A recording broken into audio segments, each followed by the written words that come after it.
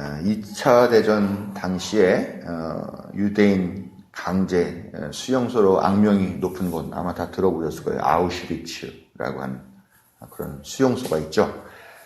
거기에 갇혔던 루마니아 출신 유태인 엘리 위젤이라고 하는 사람이 나중에 생존하고서 그때의 기억들을 바탕으로 밤이라고 하는 책을 썼습니다.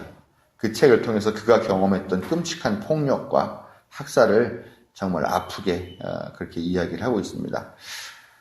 너무나 그 기억들과 그 상황들이 처참했기 때문에 이 엘리 위젤은 그 이후에 노래하기를 멈췄고 또 하나님의 이야기도 하지 않고 성경 암송도 하지 않고 오직 자신이 겪었던 그 유태인들 학살의 그 참상만을 이야기했다고 합니다. 그의 책 밤이라고 하는 거기에 보면 이런 내용이 나와요. 어느 날 검은 색깔의 교수대가 이렇게 세워집니다. 그 교수대에 매달리게 된 사람은 15살 먹은 한 소년이었다고 해요. 그 소년은 수프 2그릇을 훔친 죄로 인하여 가지고 사형을 언도받고 그 수용소 안에서 사형을 당하게 됩니다. 그런데 이제 애를 이렇게 그 교수대에 해가지고 올가매고 그렇게 이제 줄을 당겼겠죠. 그런데도 그 소년이 죽지를 않는 거예요. 왜냐하면 나이가 어리니까 몸무게가 가볍죠.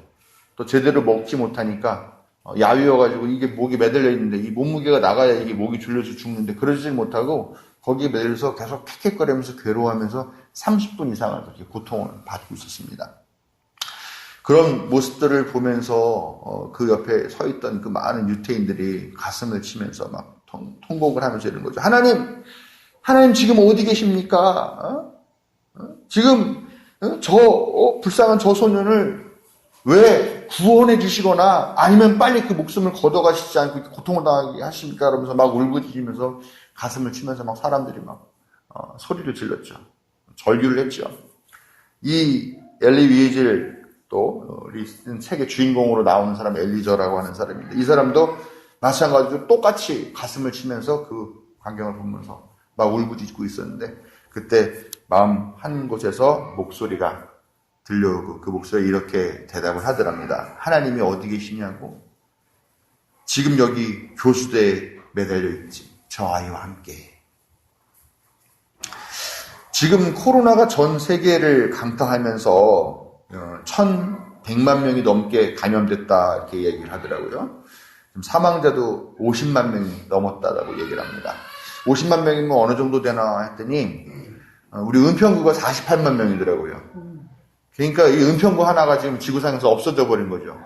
근데 이게 은평구 하나로 끝나게 될지 아니면 서대문구까지 같이 될지 이게 지금 전혀 보장이 없는 이런 상황인데 확산이 수그러들 기미는 보이지 않고요.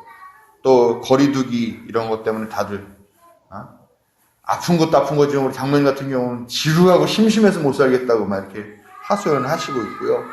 또 그러면 그럴수록 또 외롭고 고립되는 그런 일들도 벌어지고 아무튼 전체적으로 힘든 시간들을 보내고 있는데 우리 세대가 겪어보지 못한 전대미문의 이 감염 사태 이걸 보면서 어쩌면 우리도 하나님 지금 어디 계십니까?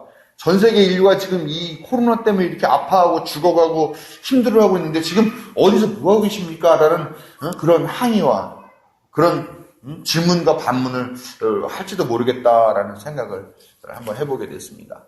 그렇지만 잊지 말아야 되겠어요. 하나님 지금 우리와 함께 지루하게 또 힘들게 이 시간 같이 견뎌주시고 있고 아파하는 사람, 자가격리된 사람들과 같이 똑같은 고통 받으시며 우리 곁에 계시다라는 것 이것을 우리가 기억하고 믿어야 될 것입니다.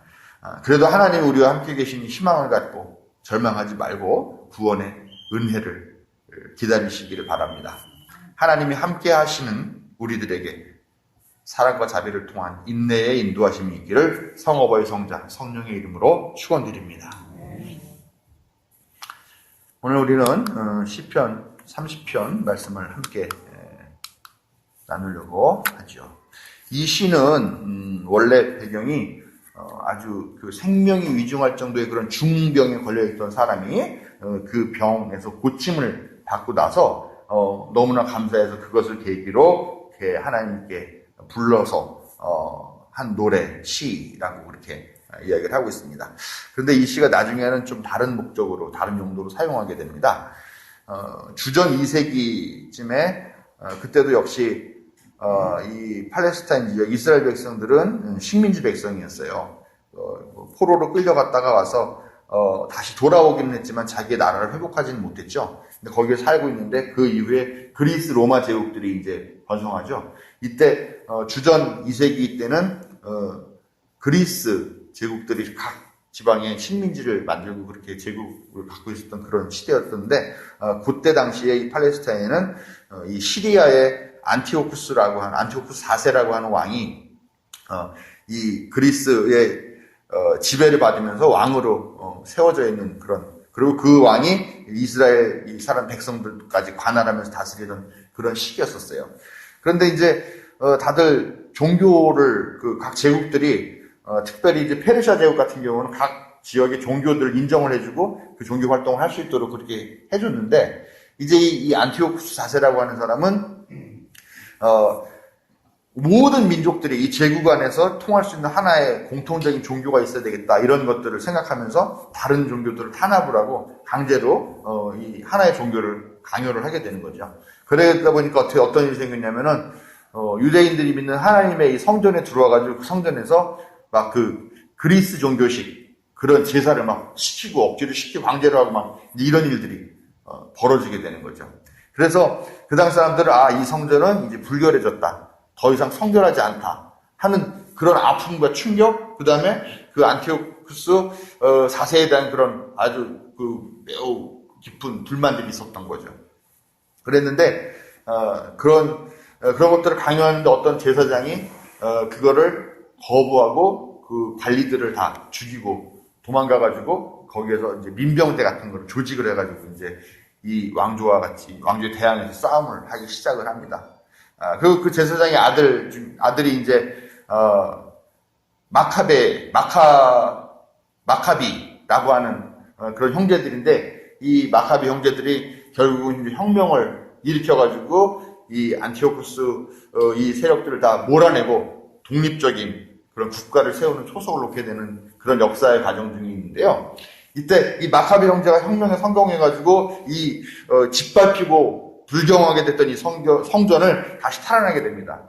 그래서 정결한 의식을 다 하고 그러면서 다시 하나님께 재봉헌하는 절차를 하는데 이때 이 시가 그 봉헌식에서 불려지게 된 그런 시라는 거죠. 그래서 해마다 이제 그 날을 기념하는 행사를 할 때마다 반복적으로 이 시를 부르는 그런 시가 됐어요. 어떻게 보면 병에서 걸려가지고 죽을 위험에 있었지만 고침을 받은 그 기쁨이나 아니면은 하나님에 대한 그 신앙이 짓밟혀가지고 마음에 깊은 상심이 있고 그랬었는데 이 성전 예배가 회복되는 것 같은 것이나 아마 비슷한 느낌이기 때문에 또 비슷한 어떤 동기이기 때문에 그런 거 아닌가 하는 생각들을 하게 되는데요. 아무튼 그런 느낌으로 이 노래가 불려졌다라고 이렇게 이야기를 합니다. 그런 역사적인 맥락도 알아주시면 좋겠고요. 오늘 우리가 이 시에서 특별히 저는 6절 이하를 좀 주의 깊게 보면서 같이 은혜를 나누려고 합니다. 6절을 보면은 뭐라고 그러냐? 내가 편히 지낼 때에는 이제는 영원히 흔들리지 않겠지 하였지만 이야기를 합니다. 이게 한글 개혁판에는 내가 형통할 때에 말하기를 영영이 요동치 아니하리라 하였도다 라고 나옵니다. 아무래도 저는 이제 이 성서는 좀 우리가 이해할 수 있는 현대어로 되어 있는 그런 성경이 좋다라고 하는데 시편은 아무래도 좀 이런 맛이 있죠. 이렇게 좀 음률도 좀 있고. 네. 그러면서 7절로 넘어가면서는 뭐라 그러냐면 태산보다 더 든든하게 은총으로 나를 지켜주시던 주님께서 나를 외면하시자마자 나는 그만 두려움에 사로잡히고 말았습니다라고 고백을 하고 있다는 것입니다. 개역 한글로는 여호와께서 주의 은혜로 내 산을 굳게 세우셨더니 주의 얼굴을 가리우심에 내가 근심하였나이다. 이렇게 평안하다, 잘 먹고 잘 살겠다 이렇게 하고 확신을 가졌었는데 하나님께서 나를 잠깐 한눈 파신다거나 나를 지켜보시던 그거를 잠깐 거두셨다거나 하는 그런 느낌이 딱 들자마자부터 자기의 삶이 매우 심각하게 흔들린다는 것을 느끼게 되었다는 것이죠. 그러면서 이어지는 고백은 뭐냐면, 그런데 하나님께서 다시 은혜를 베풀어 주시고 통곡을 기쁨의 춤으로, 슬픔의 상복을 기쁨의 나들이 옷으로 바꿔주셔서 그 은혜가 감사해서 내 영혼이 가만히 조용히 묵묵히 있을 수가 없어서 그냥 주님을 찬양한다라고 이렇게 고백하면서 시를 마치고 있다라는 겁니다. 이 시를 보면 이 시인은 자기가 편안하게 그렇게 아주 일상적인 그런 삶 안에서 편안하고 안온한 그런 삶을 사는 것이 지극히 당연한 것이고, 그것이 아주 오래도록 어떻게 보면 영원히 지속될 것이라고 하는 그런 생각을 했기 때문에 지금 그가 누리고 있던 그것이, 그 일상이 얼마나 큰 은혜이고 얼마나 큰 복인지를 전혀 깨닫지 못하고 있었다는 것입니다. 그가 지금 딛고 서 있는 그 기반은 절대로 무너지지 않을 듯한 아주 든든한 반석과 같다고 그렇게 여겼었다는 것이죠. 그런데 그런 확신에 금이 가기 시작하게 하는 계기를 맞은 거죠. 아마 이 시의 원래 그 내용을 보면 병이겠죠. 중병 때문에 나는 모든 게 잘 되고 있어. 넌 너무 행복해. 나는 아주 이 행복을 영원하게 살 거야 라고 했던 그 확신이 깨지게 되는 그런 경험들을 하게 되면서 그는 자기가 딛고 서 있던 그 기반이 흔들리는 것을 느꼈고, 또 언제라도 흔들릴 수 있는 그런 연약한 기반이었다는 것을 새롭게 깨닫게 된다라는 겁니다. 그래서 이 시인은 두려움을 느낀다 그랬죠. 무섭다. 그동안 내가 살아왔던 것이 뭘까? 내가 확실하다고 믿었던 것이 다 신기루였구나. 꿈이었구나. 일장춘몽이었구나. 허무하구나. 이런 생각을 할 수 있겠지만, 근데 거기에서 머무르지 않았다라는 겁니다. 내 기반이 이렇게 흔들릴 수도 있는 거구나. 연약한 기반이었구나. 라는 것을 깨닫는 것에 더해서 하나를 더 깨달은 게 있는데 뭐냐면, 그 모든 평화가 오직 하나님께로부터 왔구나. 하나님께서 지켜봐 주시고 돌봐 주실 때라야 평화라는 것이 가능하지, 평화로운 삶이 가능한 것이지, 하나님의 얼굴을 돌리시고 나를 지켜봐 주시고 돌봐 주신 것이 아니라 나를 향해서 얼굴을 돌리시고 외면하시고 또 그 나를 지켜보시는 눈동자를 한눈을 파고 계시고 더 이상 나를 지켜보시지 않을 때에는 이 지극히 당연한 것으로 여겼던 이 평화롭고 이 안전하고 이 기분 좋고 했던 이런 일상의 기반이 흔들릴 수 있다라는 것을 깨달았다는 것입니다.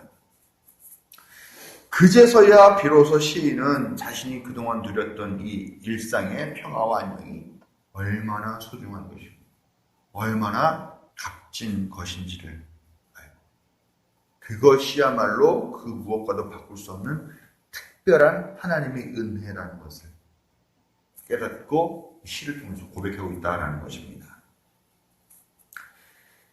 시인은 이 사실을 깨닫는 것 자체를 기쁨이라고 또 은혜라고 이렇게 이해를 하고 있는 것 같아요. 그는 자신이 딛고 선 이 인생의 기반이 흔들리는 것을 감지하였을 때, 자기가 확신했던 그 평화가 깨지는 것을 느꼈을 때에 근심하면서 통곡했습니다. 아마 전도자의 그 기도처럼 헛되도다. 모든 것이 헛되구나. 내가 무엇을 추구하면서 살아야 될 것인가. 이렇게 통곡을 했을 것 같습니다. 그런데 그러나 하나님께서 함께 계신다면 나는 다시 든든하게 설 수 있어 라는 이 사실을 알게 됐을 때 기쁨에 춤을 추었다는 거죠.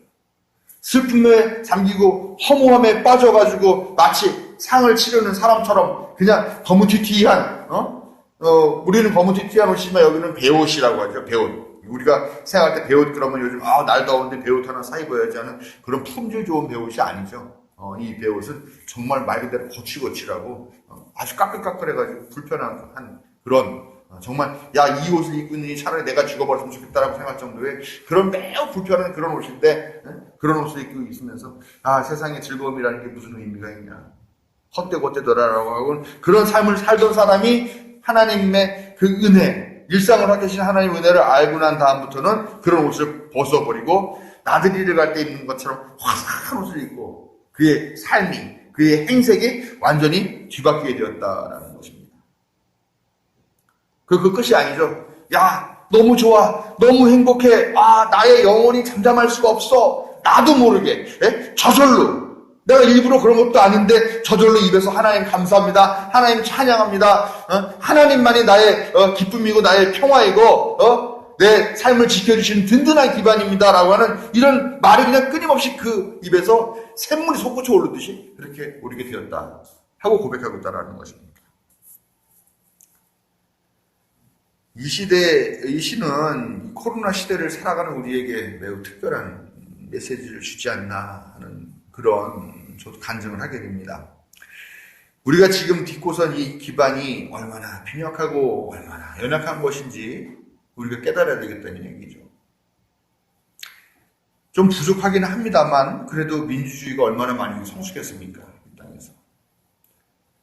또 과학과 기술이 발전해서 뭐 우주선이 달에 착륙하는 것도 벌써 그것도 50년 전 얘기가 되어버렸어요. 지금은 뭐 무슨 알 수 없는 뭐 우주선들을 뭐 몇백만, 뭐 몇백 학년 그런 데는 막 쏘아 보내고 막 하는 그런 시대가 됐고요.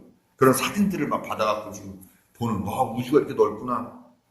이런 넓은 우주에 비해서 우리 인간의 존재는 얼마나 작은가. 이런 것들을 깨달으면서 각성하고 있는 그런 과학기술의 발전 세계를 경험하고 있어요. 그러다 보니까 또 우리가 손바닥 안에서 세상을 보잖아요, 요즘. 우리가 전에 함께 봤던 그 영화, 예수보다 낯선 보면은 그 사람이 그러죠. 나는 이 핸드폰이 하나님인 것 같다고, 이 스마트폰이 하나님인 것 같다고.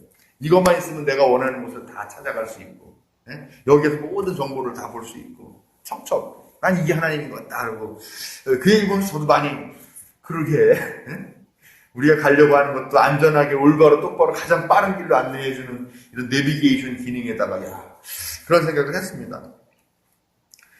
국가에서 국민들 생활의 전반적인 것들을 보장해 주죠. 특히 우리나라는 그런 부분 잘 되는 것 같아요. 우리 의료보험 사태들 같은 경우는 미국은 요번에 코로나 검사 맡으려고 400만 원, 500만 원을 줬다는 얘기도 있는데 그런 거에 비하면 참 우리는 좋은 그런 나라, 비교적 성숙한 그런 보장을 받고 있는 나라에 살고 있죠. 손가락으로 마우스 몇 번 클릭 띡띡띡 하면은 우리 이 지구에서 한국 반대편에 있는 그런 나라에서도 며칠 내로 물건을 보내주는 그런 시대를 살고 있고요. 지금 당장이라도 하고 마음만 먹으면은 당장 여권 챙겨가지고 공항 가가지고 원하는 어느 곳이나 비행기 타고 슝 하고 가서 거기서 시간을 보내다 올 수 있는 이런 시대를 지금 살고 있다라는 것이죠.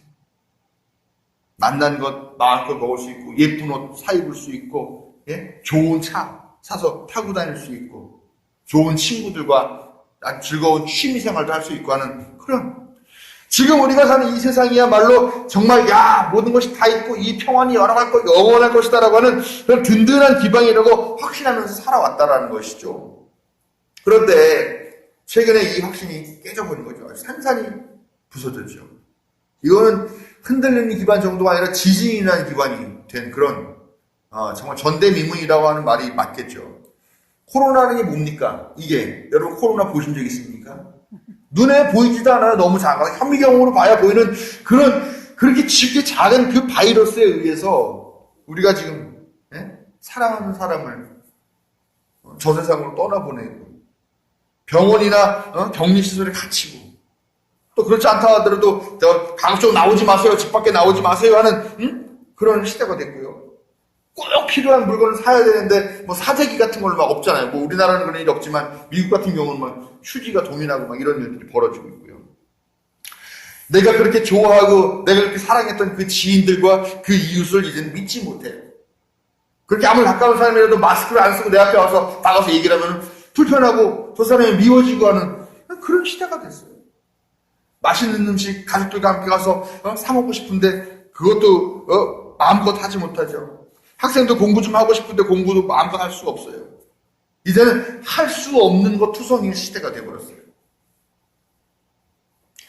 지극히 일상적인 생활조차 이제는 사치처럼 여겨지는 그런 세상을 살면서 우리의 확고하다고 믿었던 이 삶의 터전, 이 기반이 흔들리고 있다는 것을 우리가 이번에 다시금 또 경험을 하게 된다는 거죠. 주보에도 실었지만 저는 지난주에 우리 휴가 나온 아들 비니하고 특별한 하루를 보냈습니다.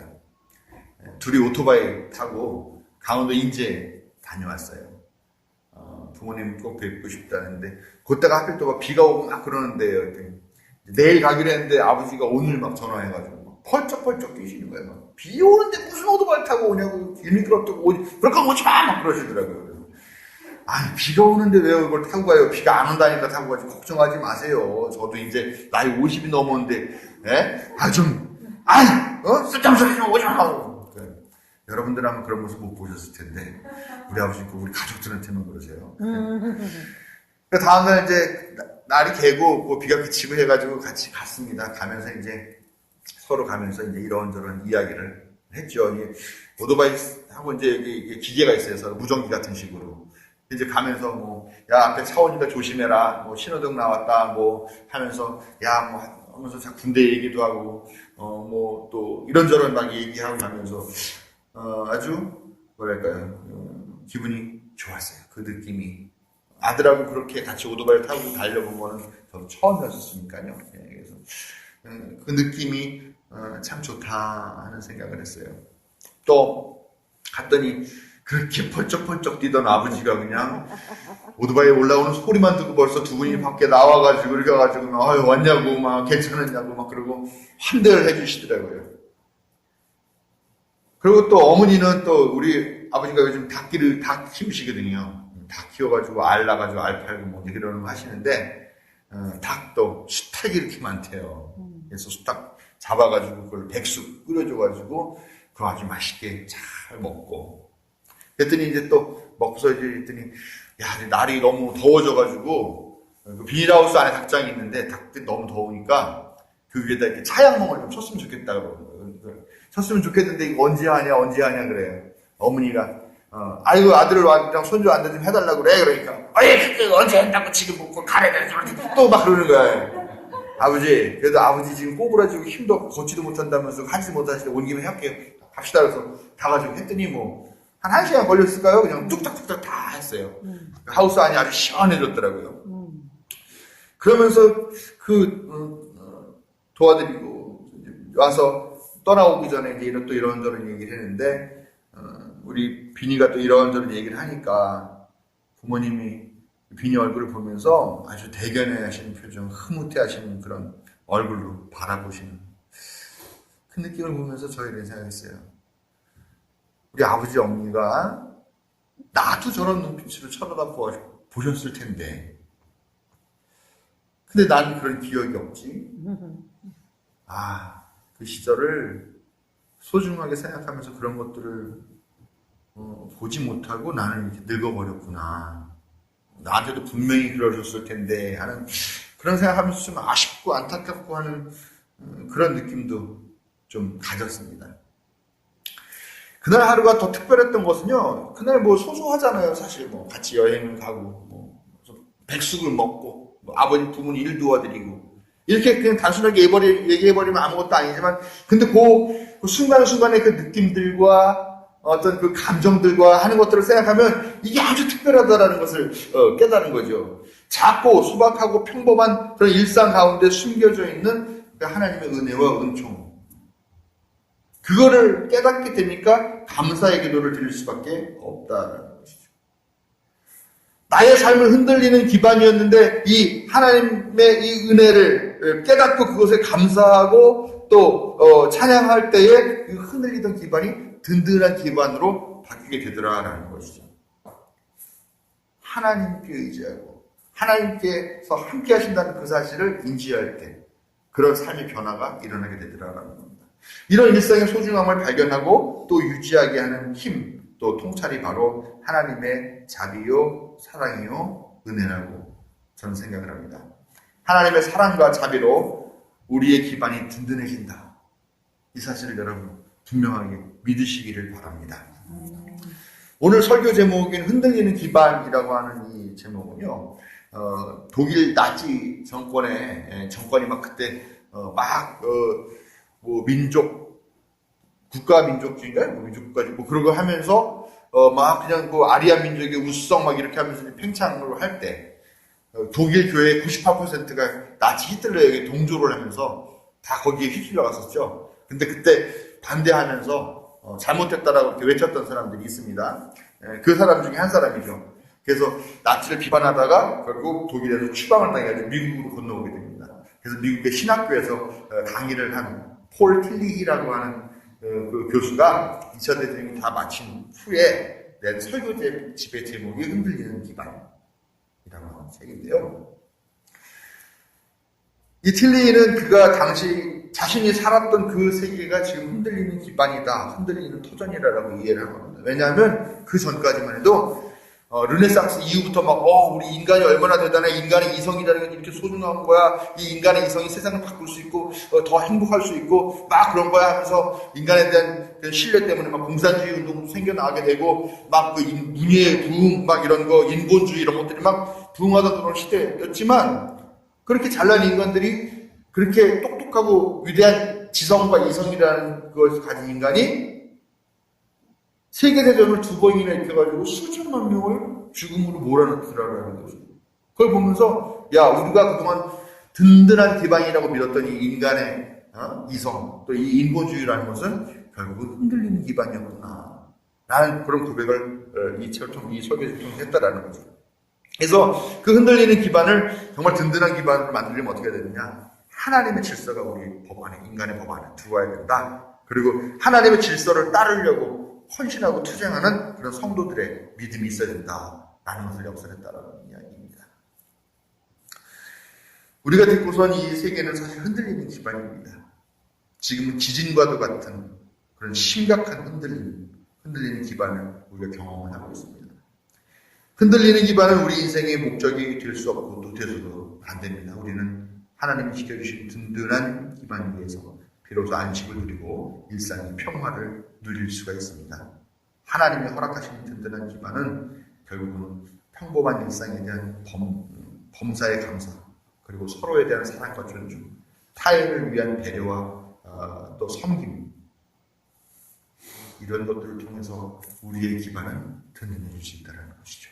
바로 그것을 예수 그리스도께서 자기의 삶과 죽음을 통해서 보여주셨고 부활을 통해서 증명해 주셨다는 것입니다.